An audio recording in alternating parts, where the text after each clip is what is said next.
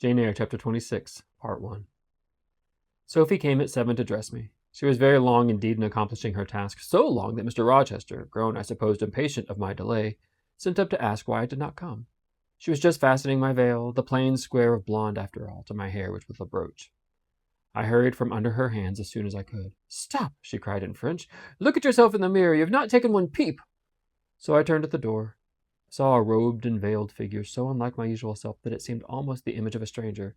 "Jane!" called a voice, and I hastened down. I was received at the foot of the stairs by Mr. Rochester. "Lingerer," he said, "my brain is on fire with impatience for you, and you tarry so long." He took me into the dining room, surveyed me keenly all over, pronounced me fair as a lily, and not only the pride of his life, but the desire of his eyes.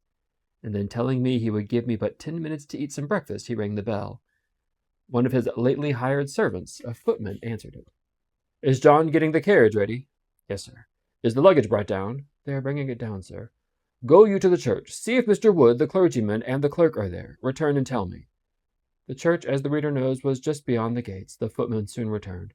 "Mr. Wood is in the vestry, sir, putting on his surplice." "And the carriage?" "The horses are harnessing. We shall not want to go to church, but it must be ready the moment we return, all the boxes and luggage arranged and strapped on, and the coachman in his seat." "Yes, sir." "Jane, are you ready?" I rose.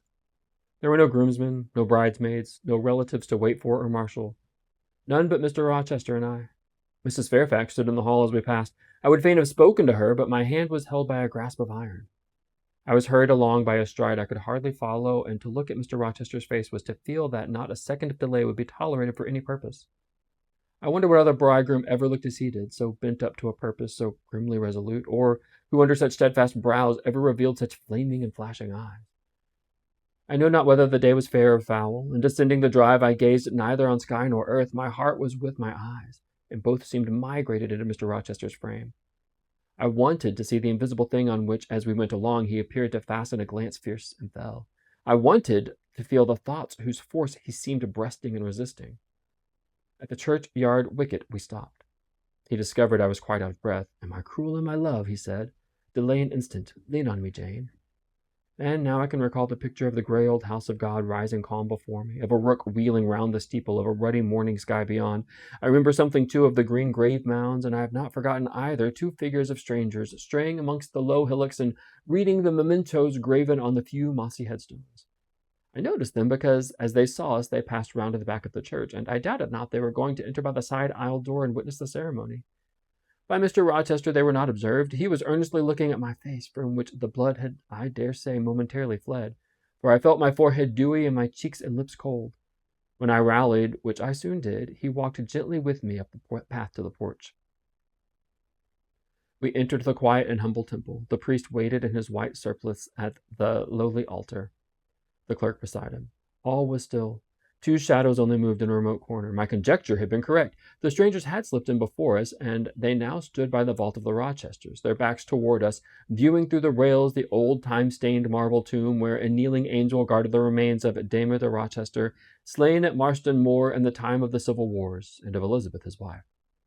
Our place was taken at the communion rails. Hearing a cautious step behind me, I glanced over my shoulder. One of the strangers, a gentleman evidently, was advancing up the chancel.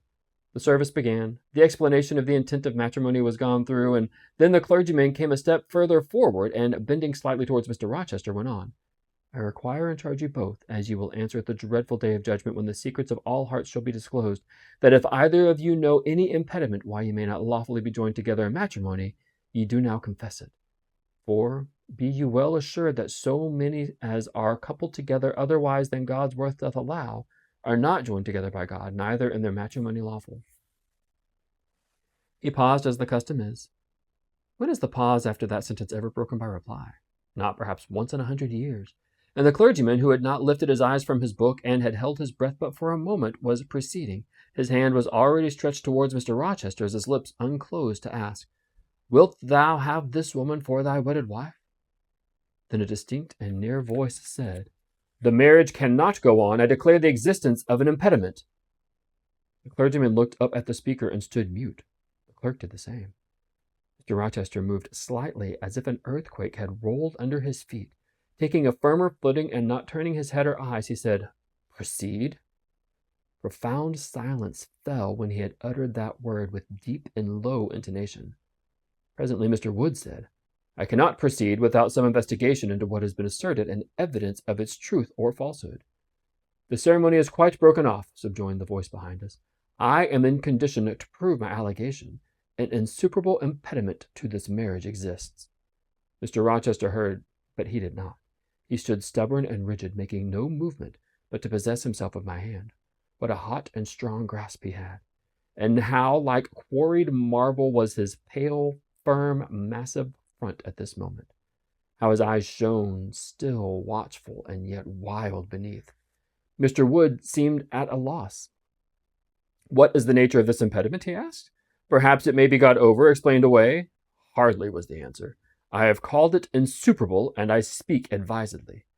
The speaker came forward and leaned on the rails. He continued uttering each word distinctly, calmly, steadily, but not loudly. "It simply consists in the existence of a previous marriage. Mr. Rochester has a wife now living."